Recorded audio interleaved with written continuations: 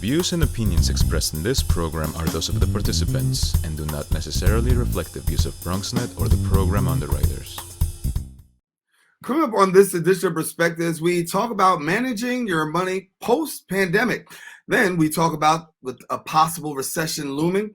What are some of the things that you need to do to prepare yourself to be financially ready?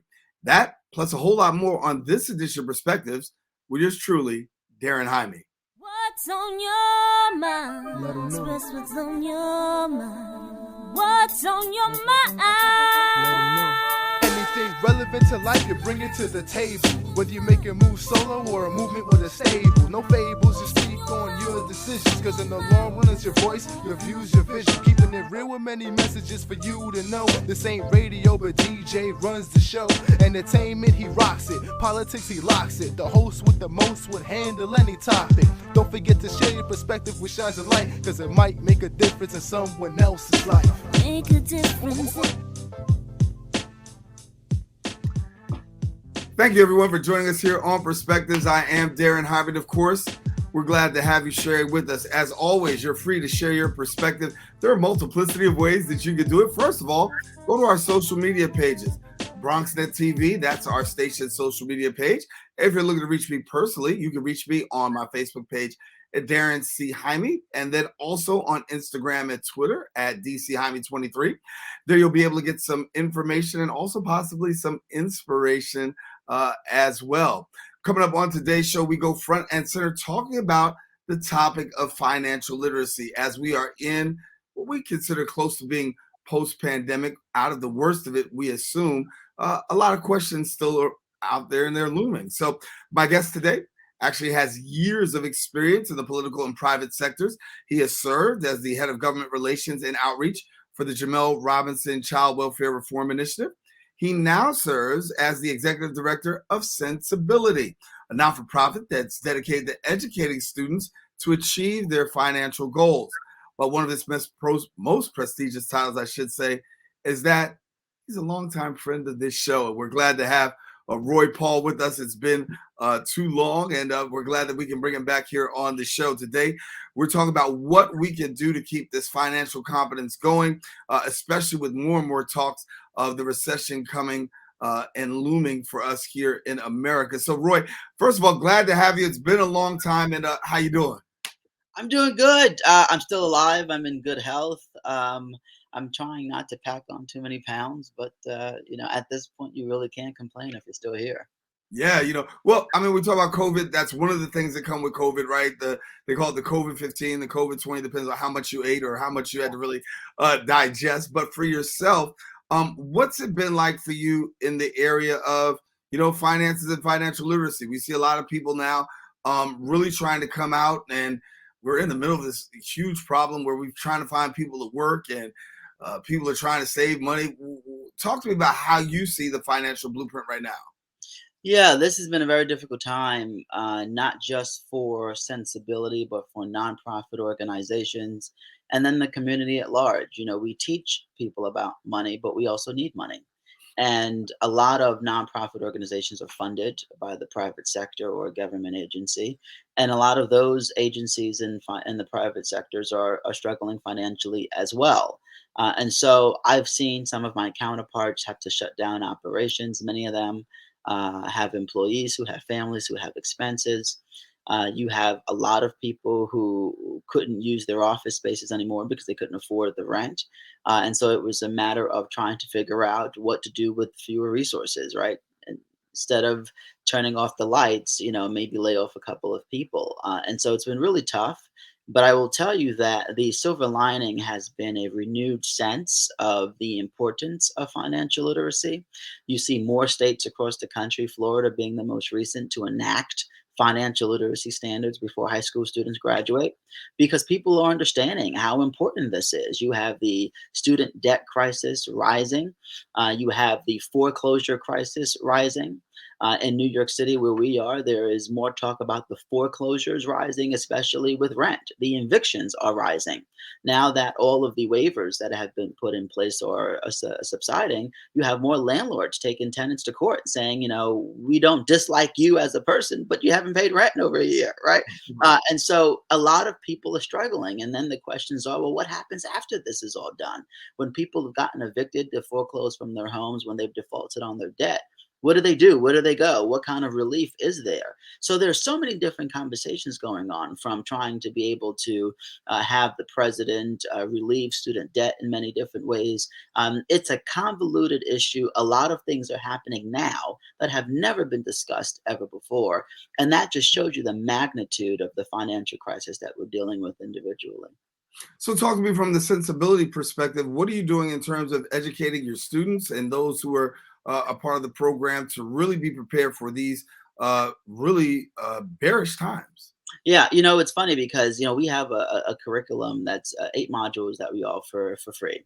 And then we have a full-time curriculum. We just did a partnership with Harlem Children's Home, and we're doing financial literacy full-time, where we provide the instructors into the school for the entirety of the school year. And you see the difference in the shift that people are taking with financial literacy, because before the pandemic, we were teaching to the students and we were hoping that that information would translate into the household.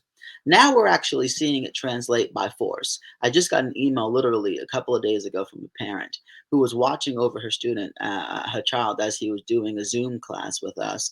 And the budget template that he was using for the class, she took that budget template and used it for her household, right? Because she was forced to. We have never been in this situation before. And she said, look, I didn't know how to manage my finances, and I'm educated. She said, I went to college, but no one ever taught me how to do this. I wish more students had access to this information. As basic as it is, if you say to someone, do you know what a budget is? Do you know what it looks like? You know how to put one together? They probably couldn't tell you, right? I talk to students all the time who are about to graduate and go to college. And I keep telling people, if you know someone who's about to go to college, ask them these questions. Because we've done a great job with sending low and moderate income kids to college. They're going with debt, but they're going, right? And if I say to them, raise your hand if you know what your monthly payment is going to be when you graduate in 4 years. I promise you, the majority of the students that you ask that question cannot tell you the answer, right? And so if you know someone who's going to college or who's in college and they've already taken out the debt, ask them, what's your payment going to be when you graduate for your student loans? They probably couldn't tell you what the monthly payment's going to be. And that's important, because if you know ahead of time, you can sort of backtrack. There's so much information on the internet. If you want to study marketing in Austin, Texas, you can Google prospective salary for marketing in Austin, Texas, and they will tell you the range between $40,000 and $70,000, right? You can actually figure out what that's going to be when you get your check. After all of your taxes are taken out, there are all these calculators on the internet. If you know that your take-home payment every 2 weeks is going to be around $2,000, $4,000 for the month, you can make a decision. Do I really want to take out a student loan payment of $600 a month when all I'm going to bring home is $4,000, and then I have to buy rent? Then I have to maybe buy a car if I'm going to live in Austin, Texas. Then I have to buy for food and a gym membership and all these other things. You can figure out what a reasonable payment is before you go to college, right? So you can go to the financial aid office and say, you know what?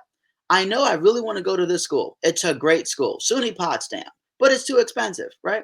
Maybe I should take a first year and go to a community college first, or maybe get my associate's degree and then transfer to another school so that I can help defray the cost. But I can't let my monthly payment go over this month, because if I go out and get a job and this is my prospective salary, I won't be able to afford it if I don't have it in this particular bracket. So you have to be able to work backwards in order to say, you know what, this is what I really, really want.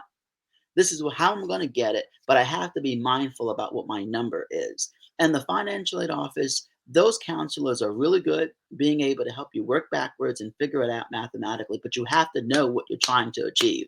And that's why financial literacy is so important, because a lot of the kids that we talk to, they're not even exposed to that principle that I just told you. They're not working it backwards, and they don't know how to do it. So even if we're just telling them, these are the things that you need to be looking out for, that's how we're going to get better as a society. You know, it's amazing. I was watching, and we were having a conversation on another platform talking about just this: financial aid, colleges, students trying to make these hardcore decisions, and the amount of debt that a lot of them incur. And we found it to be kind of odd that the government has no problem giving you the money to get into financial aid debt, but try to start a business and you can get denied a loan like anything. But what we are seeing, which is my spinoff question, is a lot of these students are at least taking advantage of this opportunity where they're saying, I'm not just going to concentrate on my education, but I'll try a startup. I'll try to get involved in that because they understand that in order to be able to meet those bills, maybe I can work my own hands and create something that's going to help to offset. Are you seeing more of that too? I'm seeing more of it, but it's also in vocation, right? You have a Mm-hmm. lot of people saying maybe college isn't for me, but I really want to get skills. I want to get certified. So maybe I want to be a plumber. Maybe I want to go into being a nail technician. There are all these other things, and then there's a lot of side hustle that's people are getting into. They're figuring out how to invest. I have a friend of mine who's investing in his first property. He rents in New York City, and said, "Let me try to get something." He's gonna buy a house in Buffalo, New York and rent it out and try to make it some headway there. So people are now starting to think about other things that they can do outside of their traditional 9 to 5, if it's traditional, to figure out how to make ends meet. Yeah. Talk to me about the economic hardships right now and disparity because there is hardship pre-COVID. Now, in COVID and getting towards the end of what we consider to be the COVID crisis, there's still more economic hardship and there still are the disparities. Talk to us about what you're seeing in the area of the disparities and economic hardships. Yeah, it's compounded because the debt that people had has been festering, right? And so if you have an apartment and you've always had the apartment, you were always paying rent pre-COVID. But if that period of time went when you didn't pay, when you compound 1 month times 5 months times 8 months, that is a very, very deep ditch to get yourself out of, right?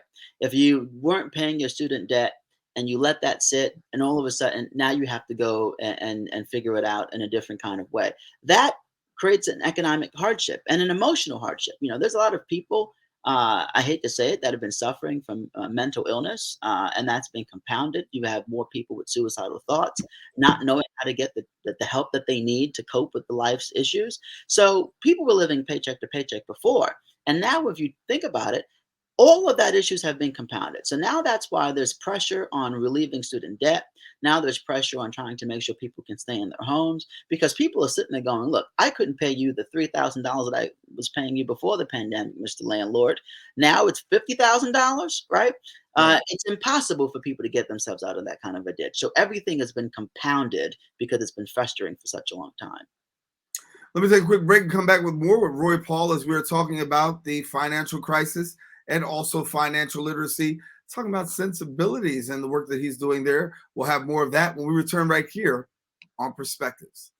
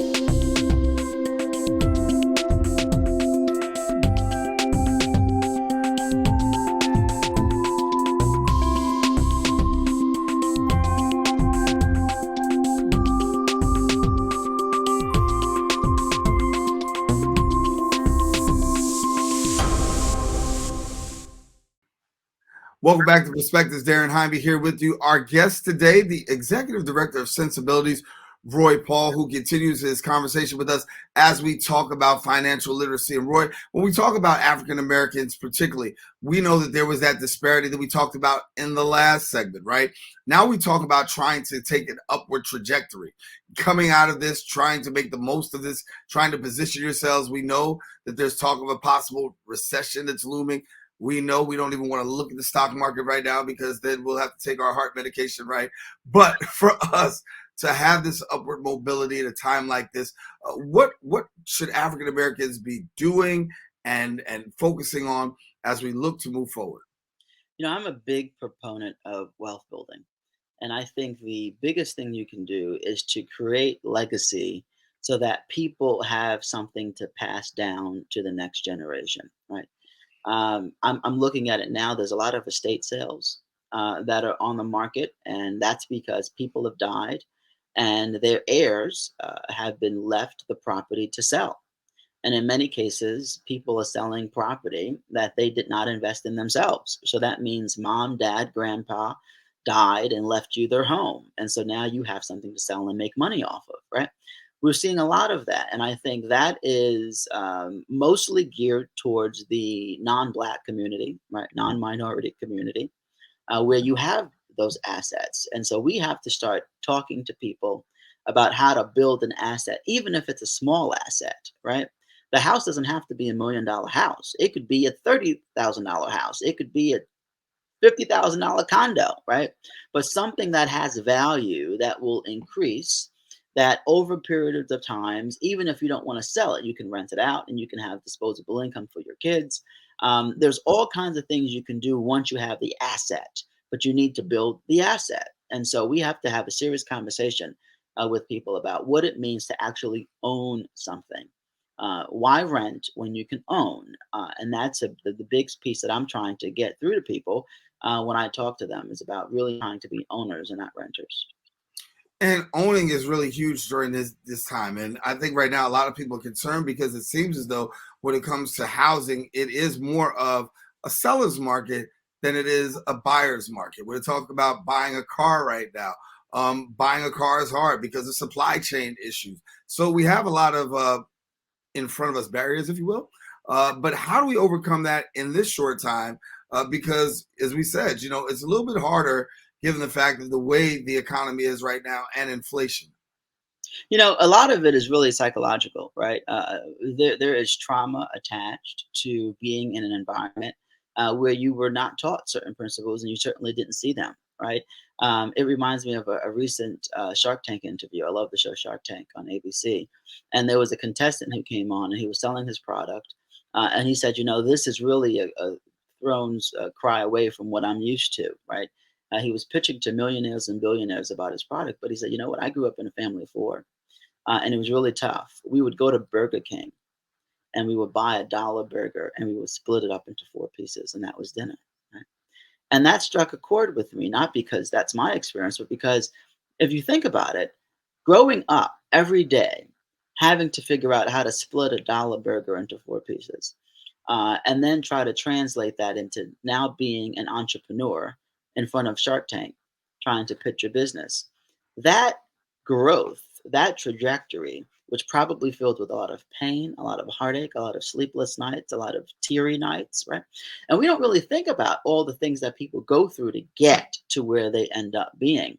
And that sensibility, we see it from all different ends. We have students who've been a part of that program who obviously don't come from a lot, but we also have donors and board members who have made it, or in some cases, the first or the only in their family to make it. But they remember what it was like, growing up and having it rough. And then they went to a good school and then they got a good job and they had to navigate an entirely new normal. So the psychological effects, and I'm not a therapist by any means, but we have to recognize that in order for people to understand what they can be, we have to get them through a period where they recognize that they're worthy enough to actually achieve it, right? So when they say, wait, owning a home, I grew up in NYCHA public housing. Like people where I come from don't own homes, right? Or if they want to buy a nice car, they're used to people driving a bunch of hoopties, right? So they're like, wait, I can actually go into a Lexus dealership and buy a nice car, right? They have to get over the trauma of really not understanding that this is really new for them. So I always say to them, get through that trauma, deal with it, get a therapist, figure it out. But you are worthy enough to attain that house, right? And if you want to get the mortgage or whatever it is, go through the process and do what's necessary, because that is how you make the cycle break for the next generation. If you have kids, if you want grandkids someday, that's how you break the cycle. You have to get over that trauma and say, you know what? I'm worthy of owning a house and I'm going to do it. Roy Paul is the executive director of Sensibilities, and he joins us here on the show and been talking a little bit about economic empowerment, particularly for African Americans and those in the communities of color who seem to have to deal and overcome the economic disparity. If you don't think the economic disparity is real, I want you to just think about this for a moment. When we think about the wealth gap that Martin Luther King Jr., the Reverend Dr. Martin Luther King Jr. spoke about in the 1960s. Well, if you look at the year 2022, the wealth gap amongst African Americans compared to whites is the same as it was when Martin Luther King was still speaking. This despite the fact that we've got more millionaires, more athletes who are millionaires. You got the Oprah Winfrey's, you got the Robert Smiths out there, but yet and still the wealth gap still remains the same. And so the challenge is, how do we help to ensure that we can be a part of really bridging the gap amongst that wealth gap? And I know that's something that Roy Paul and those in Sensibilities work at. So for somebody who may not be so familiar with your organization, Roy, why don't you just share a little bit to our viewers, a little bit about Sensibility and the work that goes on there? Yeah, a lot of people think I founded Sensibility, and I didn't. I've only been executive director for 5 years. It's an 18-year organization that was co-founded by Alexa DuPont and John Moore when they were at Harvard Business School. And it started really just as a sort of, volunteer initiative. They got one school who would let them go in. They crafted a curriculum that was piecemeal together. And over the years, it grew from one school to many schools, from a few volunteers to hundreds of volunteers. And now we're also in Chicago, Illinois, and providing financial literacy there. So it's really been a growth initiative to really expand the work that we do. Last year, we served just under 3,800 students. And that was an increase of over 1,000 students because the pandemic has allowed us to go virtual and reach more students. So we're really proud of the work that we've done in order to really make financial literacy more commonplace. Now, I speak often about the need for it to be ingrained in the curriculum and not just a one-off course, but an actual part of the curriculum where students get graded and assessed on their knowledge base.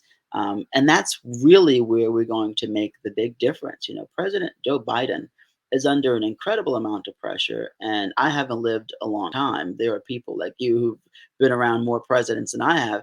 I don't think there's been a president who's been pressured as much as President Biden has been to cancel student debt. I just don't think we've heard this before. And so, he's facing a huge political problem because there's a lot of people who've took 20, 30 years to pay off their debt. And they don't get a rebate, right? If he, Right. cancels $10,000 of debt, they don't get that $10,000 back. And so there's a lot of people saying, "Wait a second, what about me?" So there is a lot of conversations that have to happen. Student debt, as terrible as it is, it's voluntary, right? No one tells you to take it out. You can decide to go to a cheaper university and take out less debt. So people are saying, "Well, look, we're enabling people to continually make bad financial choices if we just tell them we're going to just wipe out your debt at a certain point." So we have to get back to the basics, right? And we have to make sure that we understand, why do people get into debt to begin with, and how can we prevent it? Because everyone can't just get everything canceled, right? If you take out a mortgage note, you can't just get your mortgage canceled. You have to pay your mortgage or sell it. But we have to start teaching basic financial principles in order for people to live better lives.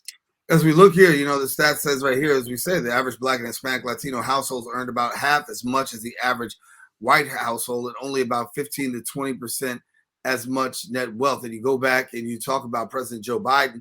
I must admit, I probably did see a few more presidents than you have. And I think that a part of that reason that we're actually seeing the call and the push for President Biden to cancel students is cancel student debt is simply because of what we've seen occur through the pandemic. We saw stimulus packages. We saw bailout packages that were given to the automotive industry. It seems like corporations, businesses, and those wealthy individuals have received a great amount of help. But the middle class and the poor seem to be left out. And when we talk about America, many times we talk a lot about the middle class. Even when you talk about from a political perspective, you see Democrats highly talk about the middle class. You talk about Republicans who have a great emphasis on those who are wealthy. And sometimes that marginalized group, the poor, does not get the voice that it needs. And so when we talk about the whole conversation of dealing with economic, equality, communities of color definitely don't get the same fair hand, but there is a need to actually have to work things out. I want to talk about this real quick before we go. How do people get in touch with you? Because I'm running out of time, but I want to make sure people get an opportunity to get a chance to tell how to get in touch with you. Yeah, just Google sensibility and in Google, and everything will pop up. And I think we're pretty accessible. People have gotten very attuned to how to find people these days, I think. Yeah. Well, Roy, it's been a pleasure. It's been a while since we had you. Gotta have you back soon, but thank you, my brother, for sharing today here on the show. Thank you. I appreciate it. All right, Roy Paul, our guest here on Perspectives. I'm Daren Jaime saying thank you for all of us here on the Set of Perspectives. Thanks for watching. Be sure to catch us next week with another episode. Take care and God bless. Share your perspective.